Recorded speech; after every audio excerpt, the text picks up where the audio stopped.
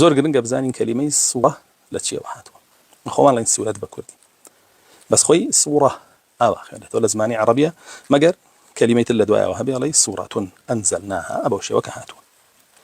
طبعا سوورە لە زمانەوانی ئازانانمانە فەرموون پێشینانی ئێمە وەکو ئیمامی ئەزهەریە فەرمێ ئەفەرمێ یاخود لە سوورەوە هاتووە واتە شورایەک و قەڵایەک، یاخود با بڵێن لە سوورەوە نەهاتووە بەڵکو لە سووەڕەوە هاتووە یا لە سووەڕەوە هاتووە بۆ شێوە کاویش ئەو وەختە بە معنای بەرزبوونەوەی پلە دێ وەکو چۆنە فەرمێ إذ تسوروا المحراب يعني بلند بوونەوە بەسەر میحرابەکەی داود عليه السلام.